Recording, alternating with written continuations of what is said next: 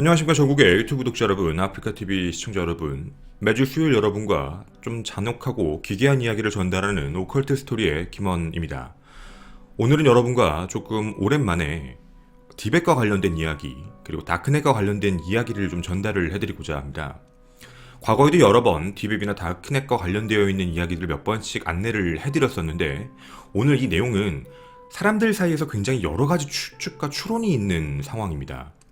더불어 간단하게 끝났던 문제가 아니라 독일, 그리고 영국, 그리고 미국 이렇게 총 3개의 국가가 같이 엮여서 수사도 했었고 각자의 국가에서 체포를 한 뒤에 각각 처벌을 내린 사건이기도 합니다. 하지만 이 사건이 어느 국가에서와 또 다른 국가에서의 해결 방안이 좀 달랐고 처벌 수위도 달랐던 문제도 있었고, 그리고 내부에 정말 이 사람들이 주장하는 게 맞을까라는 어떻게 보면 좀 의문점, 미스테리한 점들도 많이 남은 상황이기도 합니다. 더불어 제가 과거에 그 디벳 다크웹 컨텐츠에서 진행했던 아마 그 독터라는 걸 아마 아실 겁니다. 뭐 영어엔 닥터라고 적혀 있는 건 맞지만 당시에 사람들이 불렀던 코드네임명, 아이디명이 독터라서 제가 독터라는 컨텐츠를 찍었던 것도 아마 기억이 나실 건데, 현재 여기에 체포됐던 범인 중에 한 명이 독터일 확률이 있다라는 이야기도 내부에서 나오고 있습니다. 혹시 그 컨텐츠를 못 보신 분이 있다면 그것도 보고 함께 봐주시면 좋겠습니다. 오늘 여러분과 함께 이야기하게 될 곳은 일단 첫 번째 미국입니다. 2013년 1월로 가게 될 건데요. 당시에 한 부부가 맨하탄에 살고 있었습니다.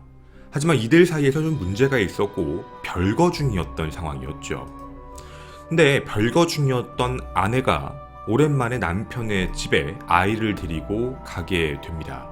바로 사건의 시작입니다.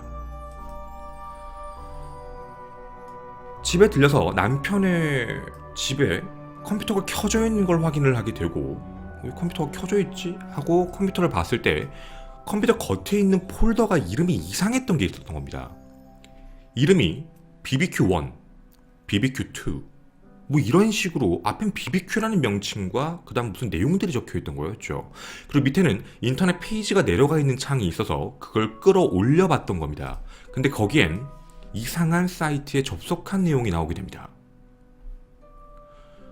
그리고 이곳에서 자신의 남편이 쓴 글을 확인하게 됩니다. 이 글이 굉장히 충격적이었는데 당시의 채팅에 대한 내용을 몇 가지만 여러분에게 전달을 해드리도록 하겠습니다. 이런 내용이었습니다. 누군가와의 대화인데, 어떤 사람이 생기면 우린 다 먹어야 돼. 좀 더 먹어볼까? 라는 아이디. 당시 타이핑을 쳤던 아이디는 무디 블루스라고 적혀 있었습니다. 그 무디 블루스라는 닉네임도 꼭 기억해 주셨으면 좋겠습니다. 자신의 남편이 쓴 건 아니고요. 뭔가 남편의 채팅창이 띄워져 있고 다른 사람, 무디 블루스라는 사람이 남편이 이렇게 얘기합니다. 맞아, 먹어야지, 좋은 생각이야 라는 댓글을 쓴 겁니다. 자신의 남편의 댓글이었던 거죠. 그 다음에 또 이렇게 얘기합니다. 우리가 먹는 타입을 여러 가지로 정해야 돼. 나는 흑인 여성도 먹어본 적이 있고 백인 아이도 먹어본 적이 있어. 근데 내가 봤을 땐 아이가 더 괜찮은 것 같아. 그리고 그 이름을 쓴 건 무디 블루스가 씁니다. 이렇게 어떻게 보면 소름 끼치는 메시지인데도 불구하고요, 자신의 남편이었던 사람, 이 여자의 남편은 아무렇지 않게 나는 그렇게 먹어보는 거에 대해서 되게 관심이 많아, 좋을 것 같아, 언제 해볼까, 이런 내용입니다. 그리고 좀 더 디테일한 내용들이 들어가게 되는데, 무디 블루스는 또 이런 얘기를 합니다. 나는 올리브 오일에다가 튀기는 걸 되게 좋아해. 그리고 골반 쪽이 되게 좋더라고. 골반을 로스팅, 굽자. 이런 내용들이 되게 디테일하게 들어가 있는 내용이죠. 그리고 남편이 거기에 댓글을 또 하나 쓰게 됩니다. 나 점점 입에 침이 고인다. 빨리 했으면 좋겠다. 나도 너에게 제공할 사람들이 있어. 라는 이야기를 했던 거죠. 자, 이 둘은 BBQ1, BBQ2라는 폴더를 만들었던 이유가 사실 있었습니다. 서로가 어떤 사람을 어떻게 요리하자라는 살인 계획서, 그리고 살인을 하고 난 뒤에 어떻게 처리를 할지에 대한 인육 요리법, 이 모든 걸 공유하고 있는 상황이었습니다. 납치 계획부터 완벽하게 철저한 신원 명세서를 만든 거죠. 뭐 예를 들자면 제가 피해자가 될 운명이었다면 그 BBQ라는 폴더 내에 이름 김원, 어디에 살고 어떤 루틴을 갖고 있고 일상생활을 뭘 하고 있고 그리고 이 사람은 이렇게 납치를 하자, 이 사람은 어떻게 살해하자, 이 사람은 어떻게 요리하자, 이 모든 내용이 적혀있던 겁니다. 그 중에 일부만 공개해드리겠습니다. 2012년 7월 달부터 확인이 됐던 건데요. 첫 번째 여성분 바로 이분입니다. 이름은 캐서린이었는데요. 당시에 이 아까 보셨던 남편입니다. 남편이 이 사람에 대해서 이제 요리를 하자, 이런 내용이 적혀 있었습니다. 어떻게 하냐면 커다란 가스오븐에 넣어서 하자, 뭐 이런 얘기죠. 그리고 뭐 키나 몸무게 같은 걸 봤을 때 좀 신체가 큰 사람이라 굉장히 큰 가스오븐이 있어야 된다, 이런 얘기까지 전달이 돼 있던 거죠. 언제 하자라고 적혀 있냐면 2012년 9월 3일에 미국 노동절, 즉 휴무날이다, 이 사람 직업은 은행원이다, 쉬는 날이니까 그날 처리하자, 9월 3일이 노동절이니까 9월 2일날 집으로 가자, 납치를 하고 그 다음에 요리를 하자, 이런 계획서가 적혀있던 내용입니다. 그리고 상대방 무디 블루스는 이렇게 얘기합니다. 아니 9월 2일날 잡으면 9월 2일날 하면 되죠, 왜 9월 3일날 그런 행동을 해? 라는 얘기에 남편의 댓글이 되게 충격적인데, 9월 3일 노동절이잖아, 우리도 일을 했으니까 우리 그날 그냥 자축하는 의미로 그날 하자, 언제 만날래? 언제까지 같이 있을래? 어디에 있을래? 이 모든 내용들입니다. 그리고 조금 잔혹할 수 있겠지만 어떤 식으로 요리를 하겠다, 어떤 식으로 보관하겠다, 어떤 식으로 먹겠다, 이 모든 내용들을 하나씩 서로 공유를 하고 있었던 거죠. 그리고 정말 충격적이었던 것도 하나가 밝혀지게 됩니다. 캐서린과 지금 이 남편 사이에 접점이 없습니다. 접점이 아예 없다는 게 뭐냐면 나중에 경찰 조사 결과 밝혀진 건데 그 둘 사이는 아는 사이가 아예 아니었던 겁니다. 어떻게 된 부분인지 확인해봤는데 남편만 캐서린을 알고 있습니다. 이유는 페이스북이었습니다. 페이스북을 보고 그 사람의 직업, 위치, 어디에 자주 가는지를 전부 다 분석을 해서 키부터 모든 걸 해서 정리를 해서 갖고 있던 거였죠. 즉 자기가 직접적으로 아는 사람은 아니고 페이스북에 있는 사람을 그 명단에 올렸던 겁니다. 자, 그리고 이쪽에 대한 부분만 끝났던 게 아니었습니다. 두 번째까지 또 하나 들어갑니다. 2013년 3월입니다. 그때 당시에 어떤 또 사람에 대해서 해보자 라는 이야기가 들어가 있게 됩니다. 바로 그 여성은 이 여성입니다. 고등학생이며 이름 크리스틴입니다. 이 사람에 대해 나보다 훨씬 젊은 사람이니까 더 좋을 거야, 어릴수록 좋아, 어떻게 요리를 하자 라는 모든 내용들이 또 디테일하게 확인됐던 거죠. 지금 여러분에게 말씀드린 이 내용을 해서 BBQ1, BBQ2라는 모든 폴더에서 안에 있는 희생을 할, 이제 어떻게 보면 희생 예비 희생자죠, 범행 대상을 물색해 놓은 인원만 다 합치면 100명이 넘었습니다. 즉 서로의 이야기에 100명 이상의 사람들을 리스트화 시켜놓았던 거죠. 그 사람들이 어디 살고 디테일한 모든 부분까지 말입니다. 그리고 이 안에서 좀 충격적인 내용이 보여준 게 뭐냐면 여기에 있는 크리스틴 같은 경우에는 남편이 소개해준 겁니다. 근데 남편이 그 소개해준 사람이 아까 얘기했던 아이디 무디 블루스라는 사람인데, 무디 블루스가 크리스틴에게 사진까지 보내게 됩니다. 내가 조만간 널 만나러 갈 거야. 그 사진이 이 사진입니다. 자신이 도끼를 샀다, 그리고 널 찾으러 가겠다. 어떻게 보면 되게 위협적이고 협박적인 멘트였죠. 물론 단순하게는 그냥 이상한 사람이 보낸 사진인가? 라고 넘어갈 수 있었을지 모르겠지만 어느 정도 준비가 되고 진행이 되고 있었던 상황이었던 겁니다. 자, 이제 이 모든 리스트가 우리들 세상 앞에, 우리들 눈앞에 나타난 겁니다. 그리고 아직 실현되진 않았습니다. 정말 다행히게도 아내가 먼저 발견했던 거죠. 별거 중이었다가 우연하게 남편의 집에 들렸다가 봐버린 내용입니다. 바로 경찰 당국에 신고를 하게 됩니다. 그리고 이 사건이 세상에 드러나게 되는데 굉장히 충격적인 내용이었습니다. 이 사건의 용의자는 바로 이 남자였습니다. 남편 이름 질베르토 발리입니다. 당시 나이 28세였는데 이 남자의 직업도 굉장히 충격적이었습니다. 이 남자는 NYPD였습니다. NYPD라고 한다면 여러분도 아시는 분 아시겠지만 뉴욕 경찰입니다. 사람들 사이에서는 이제 경찰, 식인종 경찰이라고 알려진 사람이었던 거죠. 이 사람이 어떻게 해서 이렇게 자세하게 모든 사람들의 데이터를 다 알 수 있었을까에 대해 의구점을 갖고 있었는데 그게 해결이 된 겁니다. NYPD였기 때문에 여기에 있는 사람의 페이스북이나 이런 이름 같은 걸 알고 난 뒤 주소나 전화번호를 알았던 이유가 경찰청 내부 자료를 해킹해서 경찰청 내부에서 개인 인적 자료를 전부 뽑았던 겁니다. 그래서 이게 준비가 다 끝난 상황이었던 거죠. 자, 엄청나게 충격적인 사건이었고 당시 2014년, 13년 이때도 12년 이때 당시에도 어떻게 경찰이 이런 행동을 할 수 있는가라는 얘기로 회자가 되기 시작을 합니다. 이 이야기가 터지자마자 바로 구속됩니다. 그리고 재판이 시작됩니다.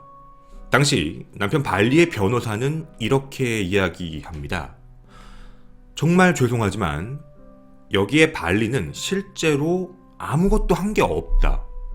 다만 무디 블루스라는 아이디를 쓴 사람과 대화를 유도해서 그냥 대화에 대한 이야기를 했고 약간 성적 판타지물과 관련되어 있는 이야기를 한 것뿐이지 실현을 한 게 아무것도 없는데 어떻게 해서 이게 죄가 되느냐라고 얘기를 하게 됩니다.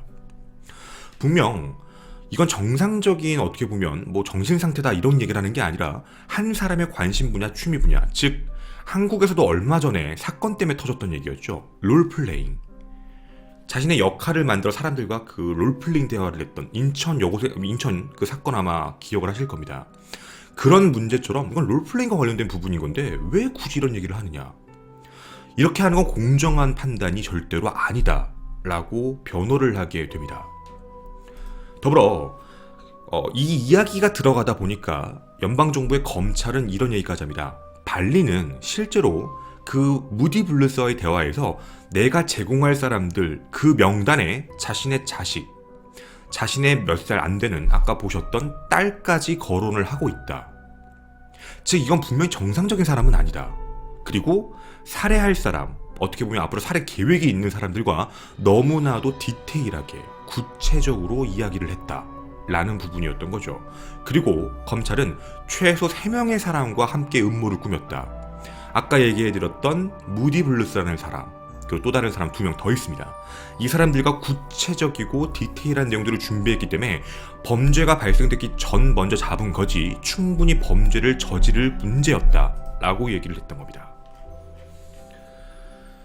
자, 당시에 재판장에 이 얘기가 들어가면서 정말 사실적으로 하려고 했을까 안 했을까?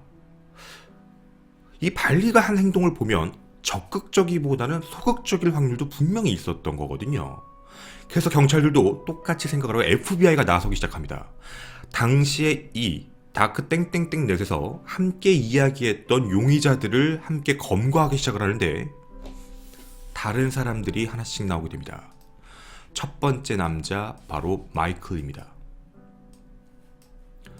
마이클은 정확한 풀네임은 마이클 반 하세라고 부르는데 이 사람은 발리를 고용합니다.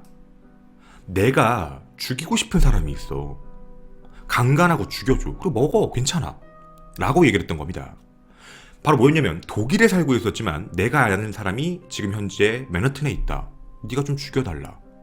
자, 어떻게 해달라고 했던 거냐면 자신의 의붓딸 3살짜리였습니다. 그러니까 자신의 친딸이 아닌 의붓딸을 없애달라. 그리고 자신의 조카 2명 그렇게 해서 인터넷에 함께 자료를 보내줍니다. 신상정보에 대한 부분을 보냈던 거죠. 그렇게 총 3명 그렇게 강간 및 살해 그리고 마지막 처리까지 해달라 라는 내용들을 되게 디테일하게 보내게 됩니다. 그리고 이 사람도 똑같이 기소가 됐던 거죠. 근데 이쪽도 똑같이 주장합니다. 발리의 주장처럼 해칠 일도 없었어요. 그냥 기분이 안 좋아서, 그냥 욕하고 싶어서. 사람들이 인터넷에서 댓글 쓸 때 그냥 나쁜 놈 뭐라고 욕을 하는 것처럼 나는 그걸 롤플레잉적으로만 얘기를 한 거다. 진짜는 아니다. 그리고 실제로 실현된 거 아무것도 없다. 왜냐면 이들 사이에 돈거래가 있었던 것도 아니고 그리고 뭔가 무기를 샀다거나 다른 준비를 한 게 아무것도 없었습니다. 결국 이 둘 사이에 대한 관계의 법정의 판단은 그래 너희들끼리 롤플레잉 했나 보다. 명확하지가 않게 판단이 됐던 거죠. 결국 각 국에서 따로 재판을 받게 됩니다. 지금 보시는 그래서 발리는 조금씩 자신의 혐의에 대해 벗어나고 있는 상황이었던 거죠. 그런데 또 다른 남자가 나타나게 됩니다. 그 남자는 바로 이 남자입니다. 이름은 데일 볼링어라고 부르는 사람입니다. 나는 58, 간호사의 일을 하고 있었습니다. 영국 캔터베리 근처에서 살고 있는 남자인데요. 자신의 아내도 있고 2명의 자녀까지 있는 한 집안의 가장입니다. 이 남자가 체포가 됩니다.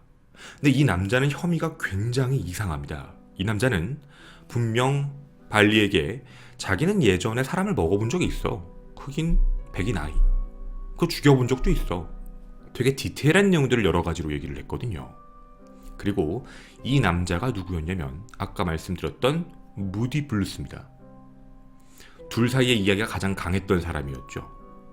그리고 아까 말씀드린 이 분에게 사진까지 보냈던 남자가 바로 이 남자입니다. 실제 도끼를 구입한 남자입니다. 영국에서 체포가 됩니다. 이 둘 사이의 혐의점을 이제 이어야 될 상황이었던 거죠. 이 둘 사이의 내용을 조회해보기 시작을 합니다. 그런데 이 58세의 노인, 이 남자 무디 블루스는 분명 피해자를 만나기 전 3일 전에 3피트 정도의 크기의 손도끼를 산 것도 확인됐고 셀카를 찍고 보냈고 그 안에 디테일한 내용은 경험 있니? 혹시 잘려본 경험 있어? 다쳐본 경험 있니? 뭐 이런 내용들을 불특정 다수에게 계속적으로 보낸 기록이 확인됩니다. 그리고 이 소녀를 죽인다라는 계획을 세웠을 때 어디서 만난다까지 디테일하게 만들어져 있던 거죠. 자, 이 둘은 이제 혐의가 만들어지게 된 겁니다. 납치 계획입니다. 살인 계획은 있었을지 모르겠지만 그건 뭐 그냥 롤플레잉 했어 라고 할지 모르겠지만 무기를 미리 샀고 둘은 만나기로 했던 상황까지 다 확인됩니다. 그렇게 납치 계획 혐의로 체포가 됐던 거죠. 그렇게 법정으로 넘어가게 된 겁니다. 당시 아마 유죄 판결이 나게 되면 최대 무기징역이 선고될 거다. 만약에 보석금이 나온다고 하더라도 아마도 25만 달러 정도의 벌금이지 않을까라고 추측을 하고 있었습니다. 너무나도 계획적이라고 판단했던 거죠. 자, 지금까지의 내용을 여러분이 생각하실 때 발리라는 사람이 정말 뉴욕 경찰로서 그냥 롤플레잉을 하기 위해 얘기를 했던 건지 아니면 정말 세부적으로 죽일 계획서를 쓰면서 준비를 했던 건지에 대한 부분은 아무 잘 모르고 있는 상황입니다. 하지만 이 둘 사이에는 납치 계획이 분명히 있다는 게 확인되어 체포가 됐던 거죠. 자, 이렇게 재판이 시작되고 유죄를 선고하게 됩니다. 그렇게 첫 번째 재판에서 징역을 살게 됐던 거죠. 그 이후에 계속해서 항소를 하게 됩니다. 억울하다고 얘기를 했던 거죠.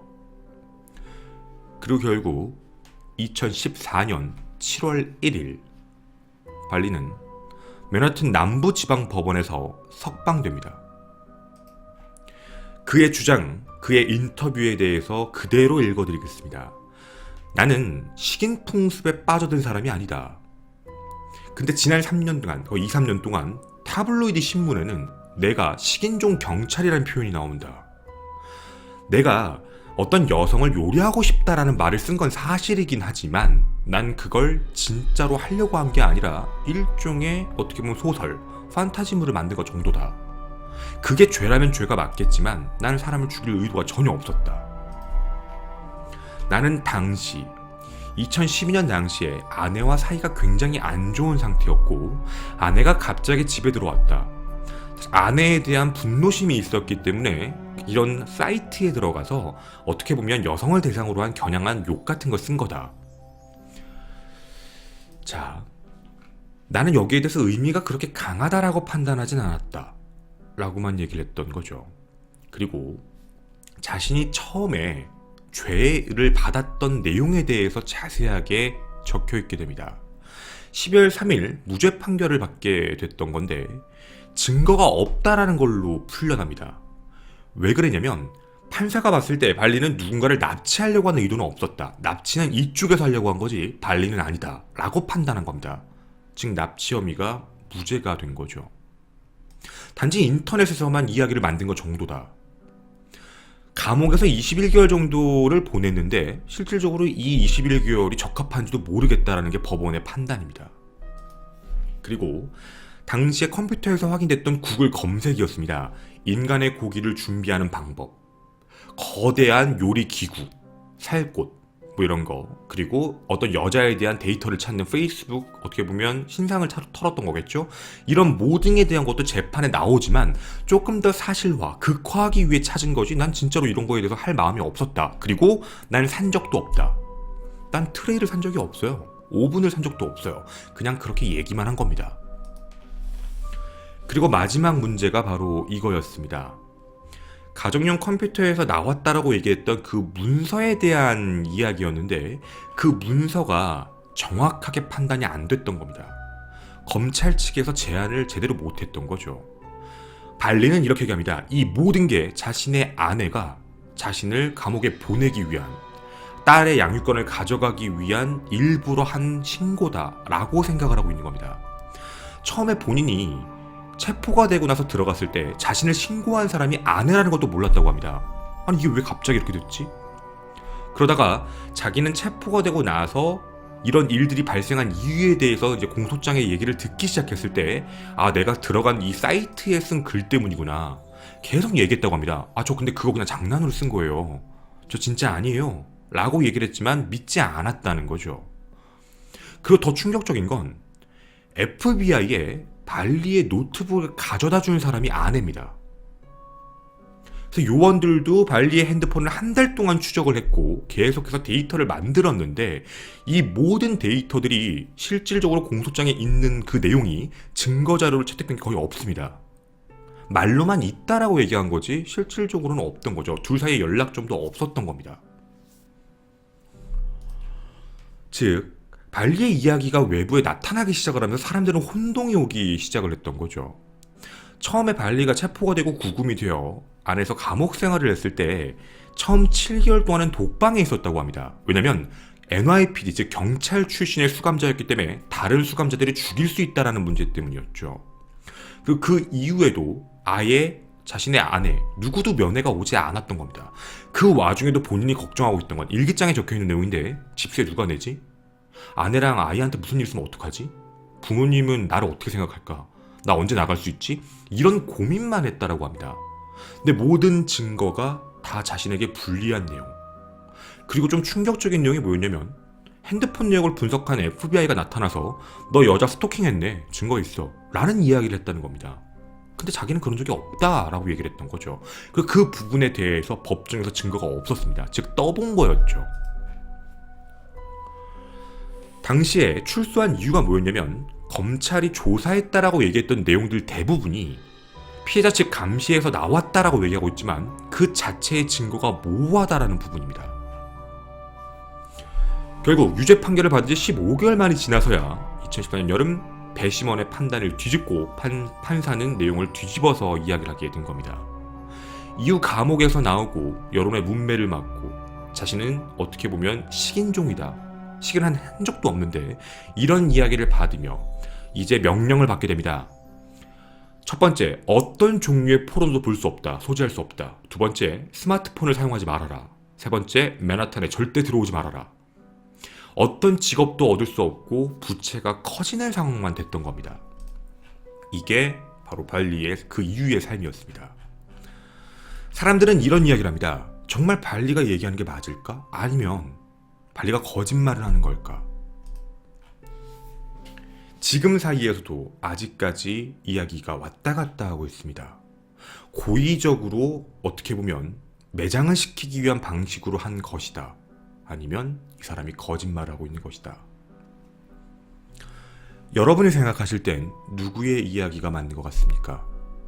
누군가가 복수를 하기 위해서 자신의 남편을 사지로 몰아넣은 것, 그리고 그게 처음에 경찰관 식인종이라는 기사가 뜨기 시작하면서 그쪽에 대해 초점 수사를 한 건지, 아니면 정말 그는 그럴 목적과 계획이 있는 상태였는데 실행 전에 체포가 돼버린 건지, 그 누구도 알 수 없는 이상한 미스테리가 된 겁니다.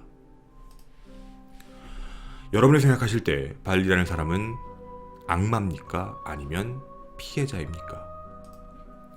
저는 오컬트 스토리의 김원희였습니다. 감사합니다.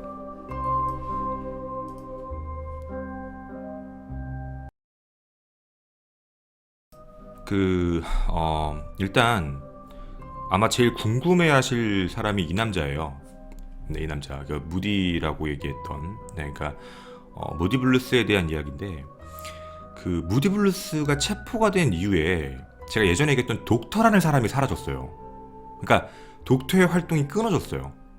그러니까 이게 문제가 뭐냐면, 사람들 사이에서 좀 얘기가 나오는 게, 이 무디 블루스라는 예명을 썼던 이 남자가 정말 과거에 사람을 죽이고 인육행위를 한 게 맞지 않을까에 대한 의심이에요. 그러니까 이 남자가 얘기했던 이제 이 사이트에서 채팅을 하면서 글을 썼던 내용 자체가 굉장히 디테일해요. 어떤 식으로 요리를 했고 어떤 식으로 먹었고, 그러니까 이 내용은 뭐 예를 들어 디베베에 들어가서 뭔가 좀 깊숙하게 내용을 다 읽은 게 아닌 이상 알 수 없을 만큼의 내용이 있죠. 그러니까 입장 자체가 발리가 풀려나게 된 이 계기가 무디 블루스가 발리한테 얘기하는 거의 지시사항처럼 얘기를 했던 거예요. 그러니까 발리는 그래요? 그렇구나. 나도 제공할 사람이 있는데, 이런 식에 대한 시스템이었거든요. 그러니까 너무나도 디테일했다는 점. 그리고 영국에서 이 사람이 기소가 됐던 이유 중에 하나는 발리한테만 한 게 아니에요.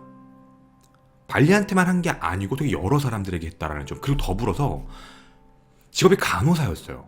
그러니까 병원 쪽에서 일을 하던 사람인데 약품에 대한 부분과 그 다음에 도구에 대한 부분을 되게 쉽게 구할 수 있는 남자였어요. 이 남자 자체가. 그래서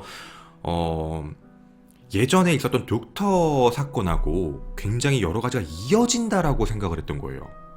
그 당시에 그 독터 사건 기억나시는 분도 계시겠지만 그게 유럽권이거든요. 그러니까 위치도 비슷해요.